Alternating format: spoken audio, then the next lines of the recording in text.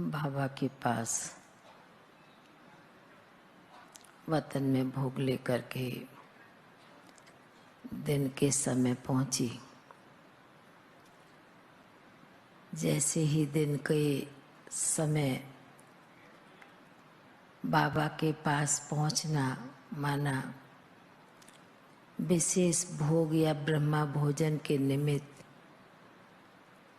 वतन में जाना होता है। तो जैसे ही बाबा के करीब पहुंची तो सामने बाबा को देख मैंने बाबा को कहा कि आज तो विशेष ईसु दादी के निमित्त भोग लेकर के आई हूँ। बाबा मुस्कराने लगे। बाबा ने कहा, बच्ची तो अपने समय दिन के अनुसार वतन में चक्कर लगा रही है। क्यों चक्कर लगा रही है? कि बच्चे भी बाबा के बच्चे कई उनका आह्वान कर रहे हैं, याद कर रहे हैं। इसलिए बच्ची भी बाबा के पास आकर के पहुंची है। सामने बाबा के भोग रखा और दादी भी, ईसु दादी भी आकर के बाबा के बाजू में बैठी और एक सेकंड तो भोग को देखकर दादी कहती है, इतना भोग आया है। तो बाबा कहने लगे कि बच्ची, आप तो सब बात में एकानामी के अवतार थी, क्योंकि साकार में आज जिस प्रकार चली, जिस प्रकार पली और जिस प्रकार हर कार्य किया, जिसको बाबा दूसरे शब्दों में बाबा आपके लिए कहते हैं सचली कौड़ी है। और एकानामी के अवतार की तो बच्ची नंबर 1 पाठ बजाने वाली थी। जब बाबा सुना रहे हैं ईसु दादी की तरफ देखकर, तो दादी भी मन ही मन में बड़ी मीठी मुस्कुराहट से देख रही है बाबा को। बाबा ने कहा कि बच्ची साकार में भी जितना समय साथ थी और साथ रहने के कारण बच्ची में भी जिस प्रकार की इतनी बाबा के प्रति और यज्ञ के प्रति जो भावना भरी थी, ऐसे लगता था कि जैसे कि कोई विशेष आत्मा का जो कार्य होता है, पाठ होता है। बाबा के यज्ञ में तो बच्चे बहुत थे, पर सबसे विशेष आत्मा एकानामी की अवतार तो ये बच्ची थी। दादी मुस्कराती रहती हैं। बाबा ने कहा कि सत्य की पूंजी थी बच्ची।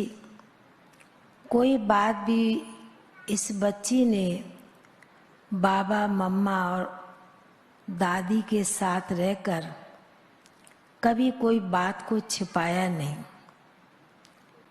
कोई चीज को छिपा के नहीं रखा। ये सबसे बड़ी संगम युग के समय की इस बच्ची में विशेषता थी। विशेषताओं की बाबा कहने लगे कि विशेषताओं की माला बाप बच्चों की बनाए तो भी कम पड़ेगी।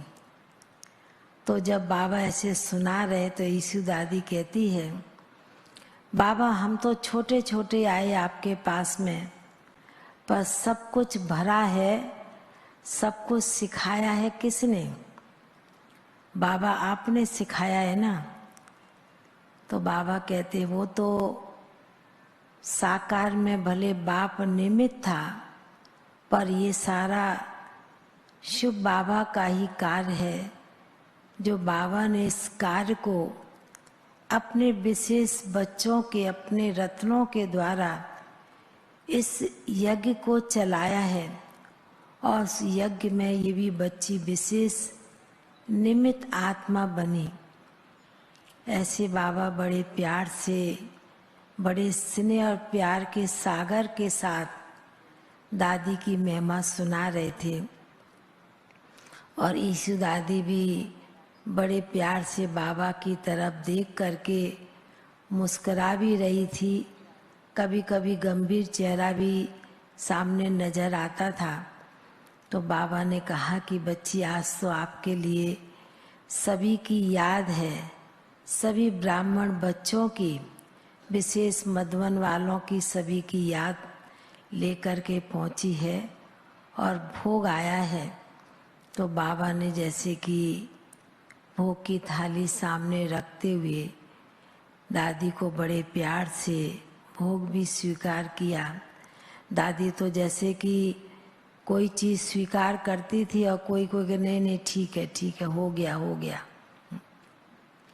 तो बाबा ने कहा कि नहीं बच्ची, आपके निमित्त आया तो कुछ तो स्वीकार करना ही होगा। फिर तो जैसे बाबा बड़े प्यार से भोग की थाली पर दृष्टि डालते हुए दादी को भी बड़े प्यार से भोग स्वीकार कराते रहे। फिर हमने दादी को कहा कि आज तो सभी बाबा के बच्चों ने विशेष याद दी है।